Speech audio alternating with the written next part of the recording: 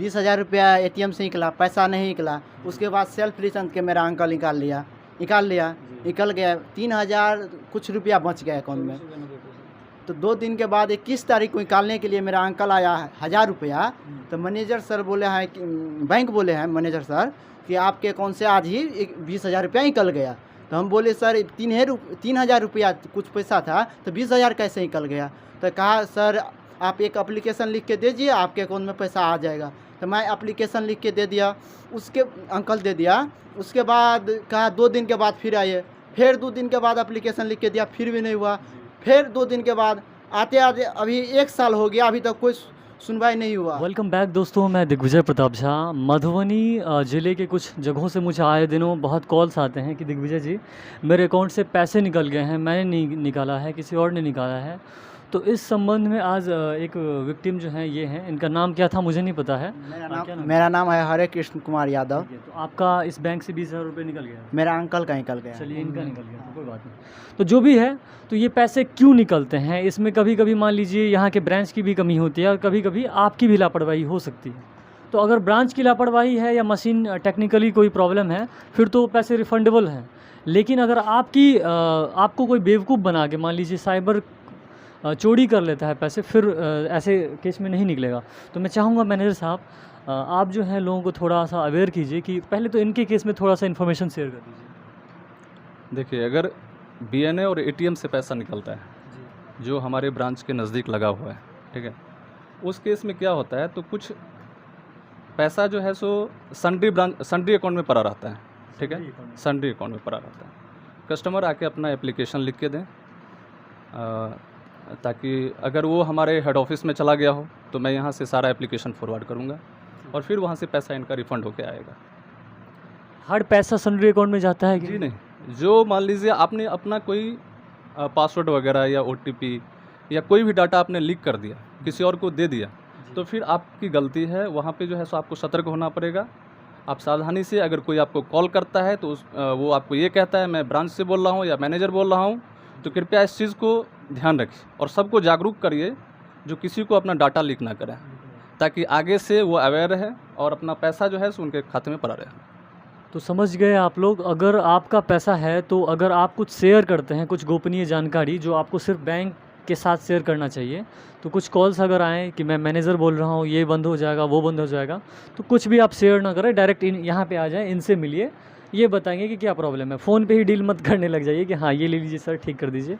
और अगर मान लीजिए आपका कोई फ्रॉड होता है, एटीएम क्लोनिंग होता है, कुछ साइबर टाइप के कुछ होते हैं, तो वो पैसा रिफंडेबल नहीं है। लेकिन अगर एटीएम में पैसा फंस गया है, सर कई बार ऐसा होता है कि एटीएम में पैसा फंस गया, निकला नहीं, उस टाइम में क्या करेंगे हम लोग? देखिए, रिकॉन्साइल होता है। अगर बीएनए में या एटीएम में पैसा फंस गया हमारे जो ब्रांच के नज़दीक लगा हुआ है, तो शाम में क्या होता है, उसको रिकॉन्साइल होता है। रिकॉन्साइल में पता चल जाता है जो कितना पैसा एक्सीड है। और अगर कस्टमर हमें एप्लीकेशन दे दिया तो मुझे भी पता चल गया जो हाँ भाई ये कस्टमर ने पैसा उसमें बच गया होता है। बिल्कुल 100%। तो वो जो है सो फिर बीएनए से उसका पैसा वापस होके उनके खाते में डिपॉजिट हो जाता है। ये थोड़ा शॉर्ट प्रोसेस है। हाँ, ये शॉर्ट प्रोसेस नहीं, यही प्रोसेस ही है। किसी का अगर फंसता है इस तरह से, जो पैसा नहीं निकला, हमारा सिस्टम फॉल्ट है, तो वापस रिकॉन्साइल के बाद उसके खाते में चला जाता है। इट मीन्स कि इन्होंने जो एटीएम से ही पहले ट्राई किया था तो वो बीएनए में इनका फंस गया। हाँ, बीएनए में फंस गया। चलिए, तो बहुत बढ़िया दोस्तों, टेंशन की कोई बात नहीं है, बस फ़ोन पे आप लोग शेयर करते हैं, वो शेयर मत कीजिए। और जो भी हमारे मैनेजर होते हैं उनसे आइए, मिलिए, बैंक के जो कर्मी हैं वेल बिहेवियर होते हैं। आप लोग क्या इनके बारे में फीडबैक देना चाहेंगे? कोई दिक्कत है? नहीं, कभी परेशान किए थे? नहीं, कभी परेशान नहीं किए थे। नहीं ना, रूडली व्यवहार नहीं ना किया? नहीं कभी। आप बोलिए कुछ।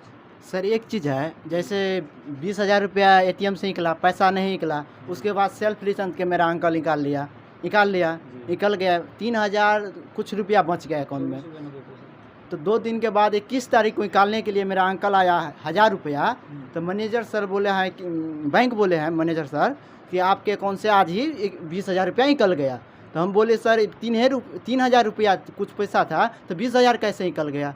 तो कहा सर आप एक एप्लीकेशन लिख के दे दीजिए, आपके अकाउंट में पैसा आ जाएगा। तो मैं एप्लीकेशन लिख के दे दिया, उसके अंकल दे दिया। उसके बाद कहा 2 दिन के बाद फिर आइए, फिर 2 दिन के बाद एप्लीकेशन लिख के दिया, फिर भी नहीं हुआ। फिर 2 दिन के बाद आते आते अभी 1 साल हो गया, अभी तक कोई सुनवाई नहीं हुआ। ऊपर से एक बात, इसमें क्या रीज़न है मैं चाहूँगा सर आप दे दें, क्योंकि देखिए पब्लिक भी है और आप भी हैं। लॉकडाउन की वजह से लॉकडाउन की वजह देखिए देखिए सबसे बड़ी बात क्या है, से सुन लीजिए आप, सुन लीजिए। सबसे बड़ी बात क्या है, जो अगर आपने एप्लीकेशन दिया, खासकर हमारे ब्रांच की, जब इनका पैसा फंसा था मई में पैसा फंसा था, मई से लेके अगस्त तक हमारे ब्रांच में जो भी स्टाफ थे, यानी हमारे मैनेजर साहब थे या हमारे जो ऑफिसर थे, वो सारे यहाँ से ट्रांसफ़र हो गए थे। ठीक है, नहीं आए हैं। ठीक है, सारे लोग यहाँ से ट्रांसफ़र हो गए थे। जब मैं सितंबर फर्स्ट वीक में यहाँ पे आया, तो मिड सितंबर में इन्होंने आके मुझे बताया इस तरह का प्रॉब्लम है।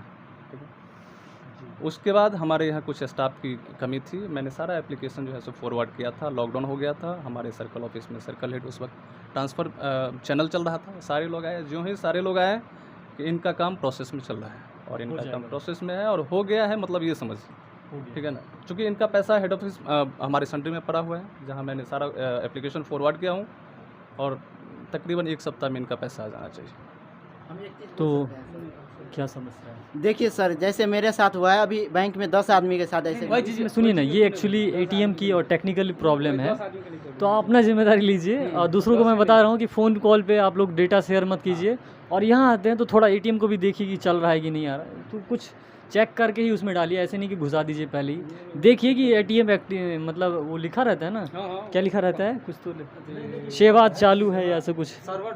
हाँ सर्वर सिस्टम सही रहता है। हाँ एक जैसे लिंक फेल होने के बाद ऐसा होता है, क्योंकि कई पैसा हम जमा करने जाते हैं। यही कुछ बेसिक हाँ क्वेश्चन से अगर हम लोग अवेयर रहेंगे तो ठीक है। बहुत बहुत धन्यवाद। आप कोई समस्या नहीं ना आपको?